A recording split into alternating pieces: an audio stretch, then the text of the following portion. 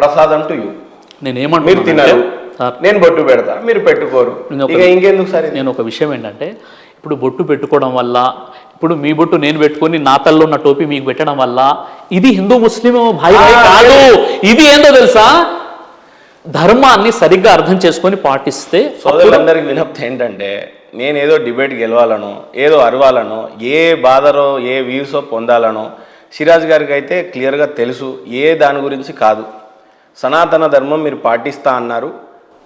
నేను సనాతన ధర్మాన్నే పాటిస్తున్నానండి, సనాతన ధర్మాన్నే పాటిస్తున్నాను, సనాతన ధర్మాన్ని నేను పాటిస్తున్నాను. వేదాల ప్రకారంగా దేవుడు ఒక్కడనే నమ్మాను. వేదాల ప్రకారంగా దేవుడు పుట్టడు, మరణించడు, కనిపించడం నమ్మాను. వేదాల ప్రకారంగా, పురాణాల ప్రకారంగా మొహమ్మద్ ప్రవక్త వస్తారని ఉంది, మొహమ్మద్ ప్రవక్త నమ్మాను. కాబట్టి నాకు కన్వర్ట్ అయ్యాల్సిన అవసరం లేదు, నేను రివర్ట్ అయ్యాను. రైట్. వేదాల ప్రకారంగా ప్రసాదం తినకపోతే పాపమని ఉంది. చూడండి, మీరు దేవుని దగ్గర పెట్టింది తింటాను, విగ్రహాల దగ్గర పెట్టింది నేను చెప్తాను. దానికి సంబంధించి భగవద్గీత 9వ అధ్యాయం 27వ శ్లోకం ఉంటే తీయండి మీరు. అర్జున, నువ్వు ఏమి చేసినాను, హోమం నడిచినాను, నీవు నాకు ముందుగా అర్పింపుము. మను ధర్మశాస్త్రంలో కూడా చాలా స్పష్టంగా ఉంది. వినండి వినండి సార్, మీరు క్వశ్చన్ అడిగినప్పుడు వినాలి, మీరు క్వశ్చన్ అడిగినప్పుడు వినాలి, మీరు క్వశ్చన్ అడిగినప్పుడు వినప్పుడు ఎందుకు అడుగుతున్నారు? మీకు చెప్పే విషయం ఏంటంటే, మను ధర్మశాస్త్రంలో వేద ప్రోక్షణము చేయక ఊరకే చంపబడినటువంటి పశు మాంసాన్ని మీరు తినకూడదు అంటే, ఇక్కడ దేవునికి ముందు సమర్పించండి, దేవుని దగ్గర పెట్టి నేను తింటా అండి. మీరు ఎక్కడో ఒక చెట్టు దగ్గర లేదా బాబా దగ్గర లేదా విగ్రహం దగ్గర లేదా దర్గా దగ్గర పెట్టి నేను తినా. దర్గా దగ్గర ప్రసాదాలు కూడా నేను తినను. దేవుని దగ్గర, మిమ్మల్ని నేను పుట్టించిన దేవుడు ఉన్నాడు కదా, ఆ దేవుని మీ పేరు మీద ఇవ్వండి, నేను తింటాను. రైట్.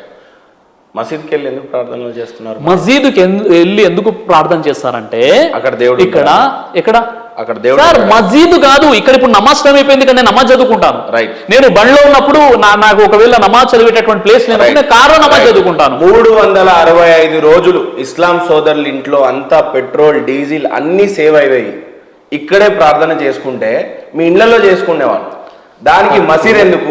దానిపైన మైక్ ఏంటంటే, ఇంత లాజిక్ ఎందుకు మాట్లాడతారు? ఇప్పుడు లాజిక్ కాదు. ఇప్పుడు ముందు లాజిక్ మాట్లాడేటప్పుడు లాజిక్ ఏంటో తెలిసి ఉండాలి.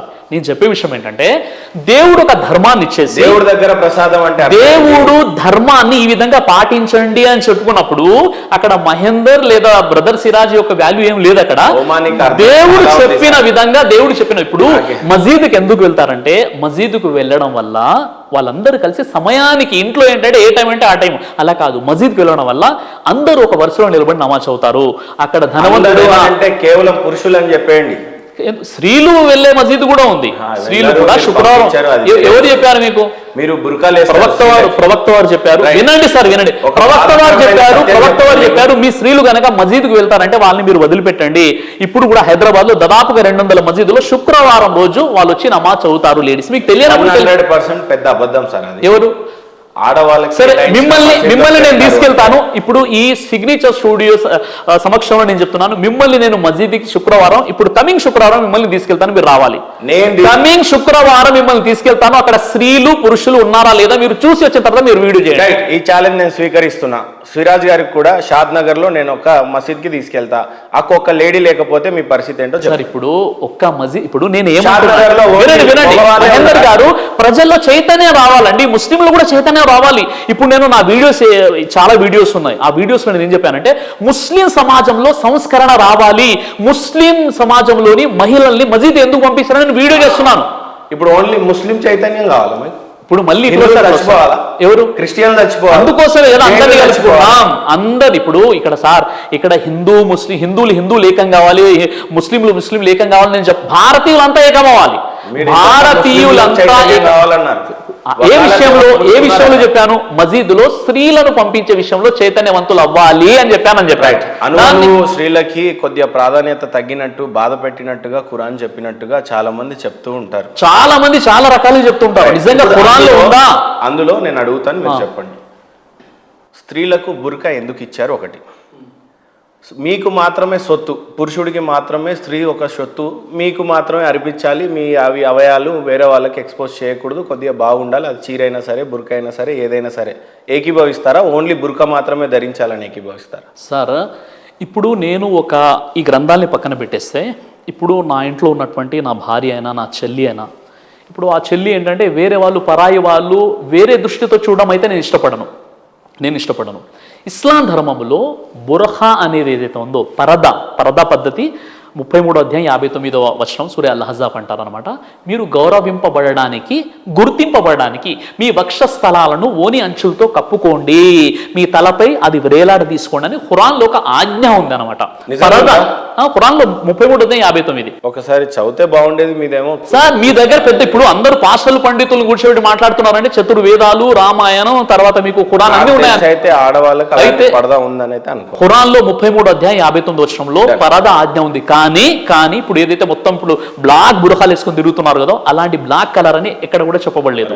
ఇక్కడ ఇంకో బాధ కలిగించే విషయం ఏంటంటే మగవాడు 20 మందినైనా పెళ్లి చేసుకోవచ్చు అని ఉందా? 20 మందిని ఎవరు చేసుకుంటారు? మీకు సామర్థ్యం ఉంటే 20 మందిని పెళ్లి చేసుకోవచ్చు. తప్పు అండి.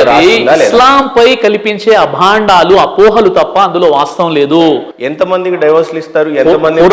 ఖురాన్లో ఉన్న విషయం ఏంటంటే సూర నిసా 4:1 మీరు చదవండి. అందులో ఉన్న విషయం ఏంటంటే ఒకవేళ భార్యల మధ్య న్యాయం చేయలేమనేటటువంటి భయం మీకు ఉంటే ఒక్కరే చాలు.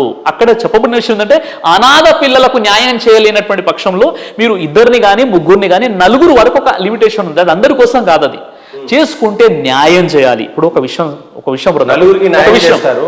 అదే ఆడపిల్ల 4 మగోళ్ళని పెళ్లి చేసుకోవచ్చు. అది ఎలా సాధ్యమవుతుంది? ఎందుకు సాధ్యం కాదు? ఎందుకు విభేదిస్తుంది? మరి ఇప్పుడు ఉదాహరణకి ధర్మం బాగుంది, మీరు మగవాళ్ళు అయిపోయినారు, 4 చేసుకోవచ్చు. ఇప్పుడు ఒక విషయం చెప్తాను. దశరథ మహారాజు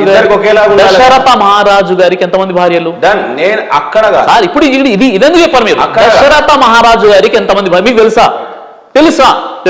మీకు తెలుసా? ఆయన ఎవరు? దశరథ మహారాజు మీకు తెలియదా? ఆయన ఎవరు? నేను మిమ్మల్ని అడుగుతున్నా. శ్రీరాములు తండ్రి గారు ఎంతమంది భార్య? 3 భార్యలు. రైట్. శ్రీకృష్ణ వారికి ఎంతమంది భార్యలు? ప్రవక్త వారికి. ఇప్పుడు ఈ విషయం చెప్పిన తర్వాత అక్కడికి వెళ్దాం మనం.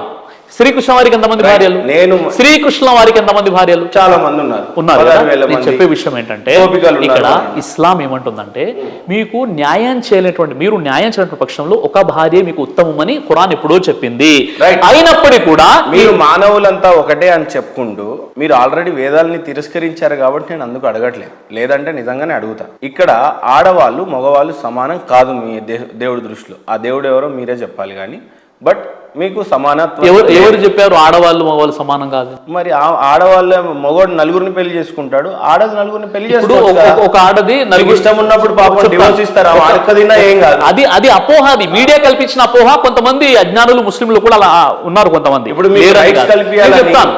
బీజేపీ గవర్నమెంట్ ఇప్పుడు నేను చెప్తాను ఆర్టికల్ తీసుకొచ్చింది తలాక్ అంటే విరుద్ధం. మీరు ఒప్పుకోవట్లేదు. ఎవరు ఒప్పుకోవట్లేదు? నేను దాన్ని సమర్థిస్తూ వీడియో చేశాను. మీకు తెలుసా? మీరు ఒప్పుకుంటున్నారా? అయ్యో, ట్రిపుల్ తలాక్ అన్న విషయం అసలు ఒకేసారి తలాక్ అని చెప్పేసి తలాక్ అవ్వదు.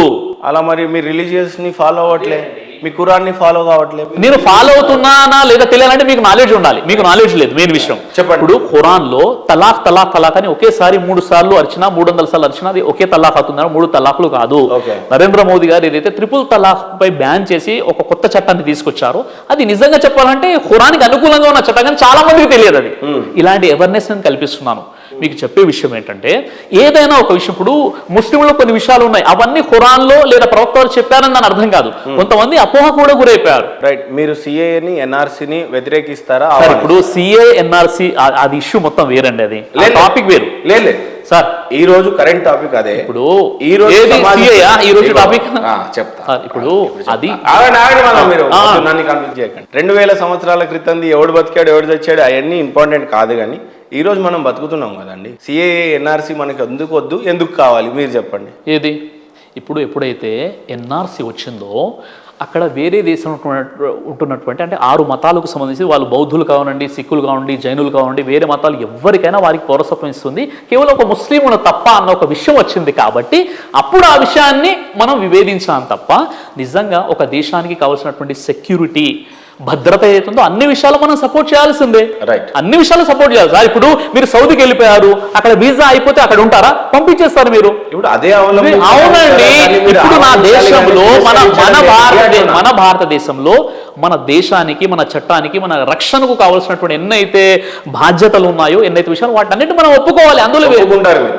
నేను అదే అంటున్నాను. రైట్. మీకు రామాయణం అంటే ఎక్కువ ఇష్టమా, మహాభారతం అంటే ఎక్కువ? సార్ నాకు అన్ని గ్రంథాలంటే ఇష్టమే. రామాయణం ఇష్టమే, మహాభారతం ఇష్టమే, చతుర్వేదాలు ఇంకా ఇష్టం నాకు. భగవద్గీత నేను చదువుతాను. ఇంకేం దానికి ఎక్కువ మీరు ఎందుకు చెప్తున్నారు సార్? అంటే ఇప్పుడు మీరు అడిగిన దానికంటే ఒకటి ఎక్కువ చెప్తే ఇంకా బాగుంటది. రైట్. మీకు రామాయణం అంటే ఇష్టమా, మహాభారతం అంటే ఇష్టమా? రెండు చదివారుగా మీరు. అవునండి. ఏది ఎక్కువ ఇష్టం మీకు? నేను అదే అంటున్నాను కదా, ఈ రెండు ఇష్టమే నాకు. ఏది ఎక్కువ ఇష్టం లేదా? రెండు ఇష్టమే అండి. రెండు ఇష్టమే కాబట్టి రెండింటి గురించి చెప్పండి. మహాభారతం ఎందుకు ఇష్టమో చెప్పండి, రామాయణం ఎందుకు ఇష్టమో చెప్పండి. సార్ రామాయణంలో వాస్తవంగా రెండు ఇష్టం లేదు అని అంటారు అనుకున్నా మిమ్మల్ని, కానీ మీకు రెండు ఇష్టం అన్నారు కాబట్టి నాకు మీరు బాగా ఇష్టం అయిపోయారు. ఇంకా ఎందుకు ఇష్టం? మీకు ఇష్టం ఉండకూడదు అనేది నా ఉద్దేశం. ఆ ఉద్దేశంతో మీరు మీ మైండ్ సెట్ చేసుకుని ఉన్నారు కాబట్టి మీకు అలా అనిపిస్తుంది. రైట్. ఇప్పుడు మీకు ఎందుకు ఇష్టమో చెప్పేస్తే. రామాయణం ఏంటి సార్, శ్రీరాముల వారి యొక్క జీవితానికి సంబంధించి రామాయణంలో చాలా విషయాలు ఉంటాయన్నమాట. రామాయణంలో చాలా అద్భుతమైనటువంటి స్టోరీ ఉంటుంది. మహాభారతంలో కూడా కౌరవులకు పాండవులకు జరిగినటువంటి కురుక్షేత్ర యుద్ధానికి సంబంధించినటువంటి విషయాలు ఉంటాయి. అందులోనే ఒక భాగం భగవద్గీత. ఇలా గొప్ప గ్రంథాలు అవి. రామాయణం నుంచి మీరు ఏం నేర్చుకోలేదా మీ నిజ జీవితం? ఎందుకు నేర్చుకోలేదండి? ఇప్పుడు రాముడు కలిగి ఉన్నటువంటి సహనమైన, రాముల వారి యొక్క ఉపదేశాలైనా చాలా విషయాలు ఉంటాయి. ఇప్పుడు ఏది నేర్చుకున్నారంటే ఏం చెప్పగలుగుతాం? అన్ని విషయాలు నేర్చుకోవాల్సిన విషయాలే. ఇంకా ఇప్పుడు కూడా నేను స్టూడెంట్నే, ఇప్పుడు కూడా విద్యార్థినే. ఇప్పుడు కూడా నేను పొద్దున కూడా గంట సేపు చదివాను నేను. మీరు విద్యార్థులు అంటే ఏ రకమైన విద్యార్థి? అంటే నేను సెల్ఫ్ స్టడీ అనేది ఇప్పుడు కూడా చేస్తున్నాను. ఏం చదివారు మీరు సార్? ఇప్పుడు నేను ఒక విషయం చెప్తాను. మీకు చెప్పే విషయం ఏంటంటే సార్, మనం స్పష్టంగా అర్థం చేసుకోవాల్సినటువంటి విషయం ఏంటంటే, ఈ రోజు వరకు కూడా నేను ధార్మిక విద్యార్థిని. అంటే నేను భగవద్గీత చదువుతున్నాను, వేదాలు చదువుతాను. అయ్యో, మీరు ఇంకా ఈ ట్రాన్స్లో ఉన్నారు. నేను అడిగింది నిజంగానే మీరు ఏం చదివారు? నేను అదే అంటున్నాను. డిగ్రీ ఏం చదివారు అని. నేను చెప్పే విషయం ఏమంటే సార్, నేను డిప్లొమా ఇన్ స్పిరిచువల్ స్టడీస్ అని ఒకటి ఉంటుంది, డిప్లొమా ఇన్ ఇస్లామిక్ స్టడీస్, ఇవన్నీ చేశాను. వాటిని పక్కన పెట్టేస్తే నేను మీకు చెప్పే విషయం ఏంటంటే, ధార్మికత, ఆధ్యాత్మికత అన్న విషయం ఏదైతే ఉందో, ధార్మిక గ్రంథాలు, అది ఒకరోజు చదివేసి పక్కన పెట్టాల్సిన గ్రంథాలు కాదండి. అవేంటంటే ప్రతిరోజు కూడా మనం చదువుతూ ఉండాలి. కొత్త కొత్త విషయాలు తెలుస్తూ ఉంటాయి. ఒకవేళ లేదు సిరాజ్ గారు, ఇప్పుడు ఆయన ఏం చెప్పారు, ఋగ్వేదంలో మీరు అల్లా అన్న పేరు లేదండి, ఇలా అనేది ఉంది అని చెప్పారు. నేను ఎప్పుడైతే ఆయన చెప్పారో దానిపైన మళ్ళీ నేను రీసెర్చ్ చేస్తున్నాను, ఏముంది అసలు యాక్చువల్లీ ఆ మూల పదం ఏంటని. తర్వాత ఇప్పుడు మొహమ్మద్ ప్రవక్త గురించి ఆయన చెప్పారు, నేను తీసుకొచ్చాను బుక్స్ అన్ని కూడా, ఈ బుక్స్లో ఉన్నటువంటి విషయం చెప్పాను. కాబట్టి నేను ఎప్పుడు కూడా ఒక విద్యార్థినే. నేను ఇప్పుడు మీరు ఒక కొత్త విషయం చెప్పారనుకోండి, నేను తెలుసుకుంటాను. నేను ఒక హిందూ పండితులతో టచ్లో ఉన్నాను. అంటే ఆయన పేరు ప్రస్తావించడం మంచిది కాదు, చాలా పెద్ద ఆశ్రమంలో ఉంటారు, ఒక హిందూ పండితుల వారు ఉన్నారు. ఆయనతో నేను సలహా సంప్రదింపులు తీసుకుంటాను. సరే, పండితులతో ఆయనతో బాగుంది. అయ్యో, ఆయన నేను ఏదైనా ఒక విషయం చెప్పే ముందు కూడా, సార్ ఈ విషయం ఏంటంటే ఆయన చెప్తారు, దీని అర్థం ఇదండి అని చెప్తారు. ఆ విధంగా నేను టచ్లో ఉన్నాను.